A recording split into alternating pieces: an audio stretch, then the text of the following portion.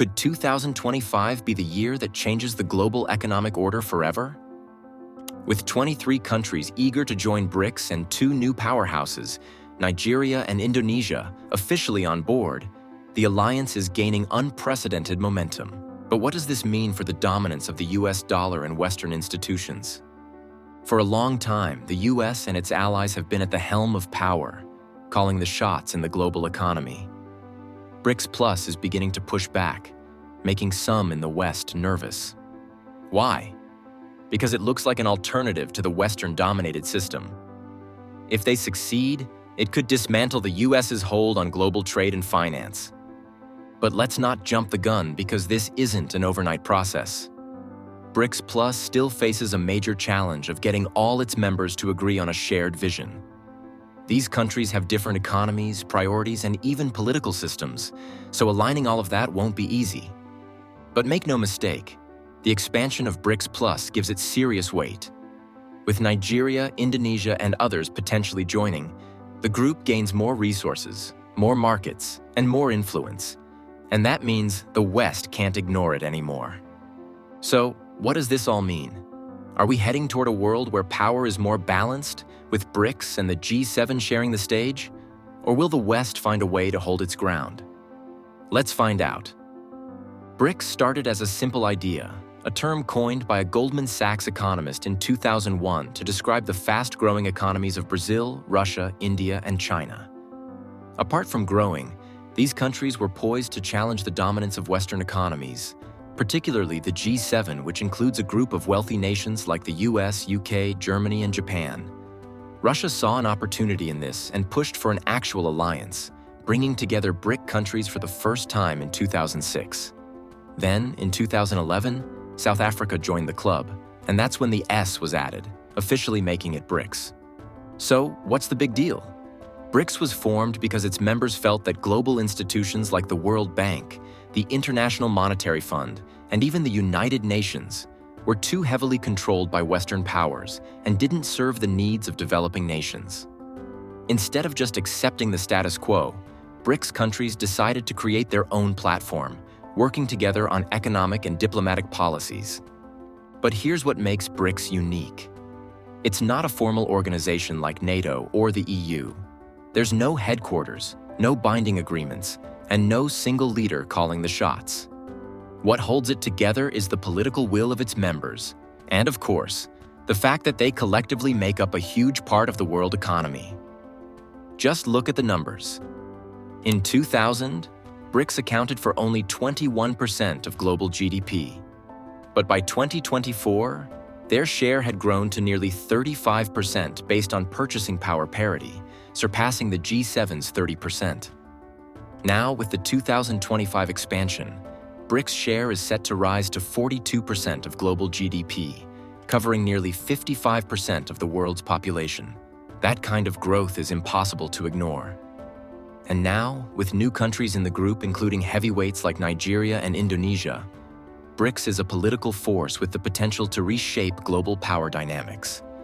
If we really think about it, the major issues dominating the world stage right now are wars in Ukraine and Gaza, tensions between China and the West, and the global push for clean energy. BRICS has positioned itself as a key player in all of these conversations, offering an alternative to Western-led decision-making. One of the greatest shifts is a challenge to the US dollar. Right now, the dollar dominates global trade, but BRICS countries are looking for ways to use their own currencies instead. Some have even floated the idea of creating a new BRICS currency, though that's still a long way off. This shift is significant because the US dollar has long been the backbone of international trade. If BRICS nations manage to move away from it, we could see a major change in how countries do business with each other and impact the global financial system. And that's where Nigeria comes in. As one of Africa's largest economies, Nigeria's GDP is currently valued at $362.8 billion. It is also Africa's biggest oil producer, with 37.1 billion barrels in proven reserves, generating over $20 billion a year. Nigeria's agriculture and manufacturing industries are also expanding, making the country even more important in global trade. But Nigeria's role goes beyond economics. Nigeria has the largest population in Africa with over 200 million people, which means a huge workforce, a massive consumer market, and tons of economic potential. The three most populous African countries are all linked to Brics now. Nigeria, being the largest, is a Brics partner, while Ethiopia and Egypt, the second and third biggest, became full members in 2024. With this move, Nigeria becomes the 9th Brics partner country, joining nations like Kazakhstan, Malaysia, and Uganda. That brings Brics to a total of 10 full members and 9 partner nations, making it a growing force in global economics. Being part of Brics isn't just about prestige.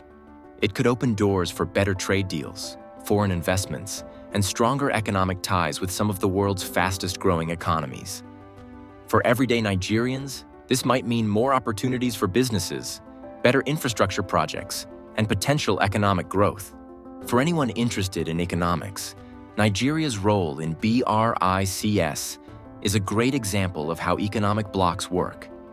These alliances help countries team up, enhance trade, share resources, and build stronger economies.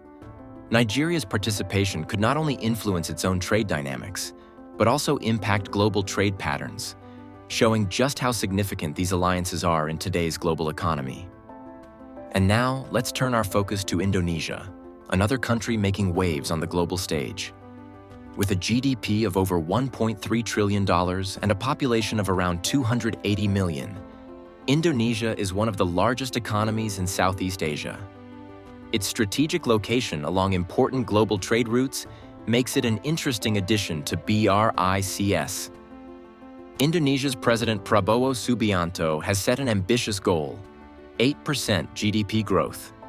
If achieved, this would position Indonesia among the world's fastest-growing economies. What's exciting about this target is that Indonesia has the right mix of resources and infrastructure to make it happen. The country is rich in natural resources, including minerals, oil, and natural gas, which play a crucial role in its economic development.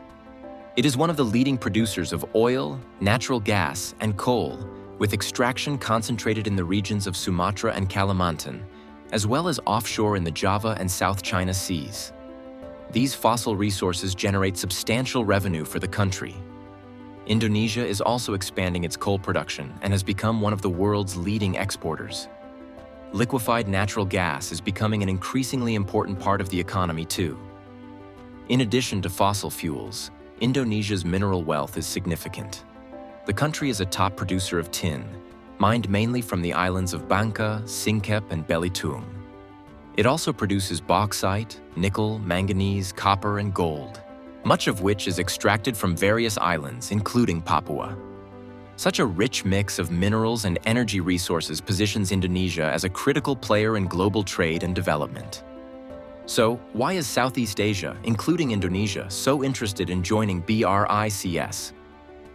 Well, amid sluggish global growth, emerging economies like those in BRICS have become necessary engines of economic progress. For a country like Indonesia, joining Brics opens doors to even broader development opportunities. It gives them access to preferential policies, a chance to boost trade, and the ability to coordinate on key issues like climate change, public health, and technology. Indonesia's trade with Brics nations reached around $150 billion in 2024, making the bloc an essential trade partner for the country. One of the key drivers behind Brics' growing influence is its effort to challenge the dominance of the US dollar in global trade. For years, Brics countries have been looking for ways to reduce the world's reliance on the US dollar. Why? The dollar has dominated global trade for decades. However, China, for example, is actively promoting the yuan for international transactions, while Brazilian President Lula da Silva advocates for the creation of a unified Brics currency. Additionally, at the 2024 Brics Summit, discussions continued on the Brics Bridge alternative payment system and a Brics currency basket as an alternative to the dollar. However, skeptics argue that these ambitions are still far from reality. The idea of a Brics currency would require significant political compromises, including establishing a banking union and a fiscal union. Vladimir Putin, the president of Russia, said that de-dollarization, which is simply the process of moving away from the dollar, is irreversible and happening faster than ever. But let's slow down a bit. The US dollar is the global reserve currency, meaning it is used in most international trade transactions and serves as the main currency in which central banks hold their reserves. Replacing the dollar is not easy, but if Brics truly succeeds, it will significantly shift the economic balance and impact both the US and global trade. Another factor that could accelerate de-dollarization is Donald Trump's return to the White House. It is expected to further strengthen the dollar against other currencies. After his victory in 2016, the dollar appreciated, while Brics currencies, including the yuan, ruble, riel, and rupee, weakened. If this pattern repeats, Brics nations may move even faster to reduce their reliance on the dollar in favor of their own currencies. However, launching a Brics currency faces substantial challenges. The countries in Brics don't always agree on everything, and there are still a lot of disagreements between them. Also, the US dollar has been the go-to currency for so long that a new currency might struggle to gain trust. Plus, if Brics pushes this idea forward, Trump has made it clear that if these countries attempt to create their own currency, they could face 100% tariffs. This could escalate tensions and trigger a new wave of trade wars. Despite these challenges, Brics continues to gain momentum. When the alliance was first formed, there was no clear plan for expansion. However, today, 23 countries, including Azerbaijan, Bangladesh, Colombia, and even Venezuela, have officially applied for membership. This growing interest highlights the increasing competition between Brics and Western economies, strengthening its ability to challenge the existing financial system. If the de-dollarization plan succeeds, the alliance could question the dominance of the dollar and reshape the rules of global trade. Brazil will be taking over the presidency of Brics in 2025, and it's expected that they'll push for more cooperation within the group. However, if countries in Brics align themselves with places like Iran, Russia, or even China, they could face scrutiny or even penalties from the US and its allies. It's all part of the ongoing G7 versus Brics tension, though it's not as simple as just a battle between two groups, since both sides have strong trade relationships with each other. The rapid expansion of the bloc brings not only new opportunities, but also significant challenges. The more countries join, the harder it becomes to maintain a unified focus and coordination. Even now, the group faces considerable differences in economic and political perspectives, which could lead to internal divisions and weaken its effectiveness. Moreover, the West is unlikely to remain passive. It will undoubtedly take measures to prevent an unchecked challenge to its financial dominance. As Brics continues to grow, we are witnessing a shift in the global economy. But where will this lead? Will the world become more fair and multipolar, with power more evenly distributed? Or will internal disagreements within the bloc prevent it from achieving its bigger goals? One thing is clear: 2025 will be a decisive year for the global economy. What do you think? Can Brics weaken the dollar's dominance? Or is this just another bold political move with no real impact? Share your thoughts in the comments. And if you found this interesting, don't forget to like the video and subscribe to the channel to stay updated on the latest news. Thanks for watching, and see you in the next video.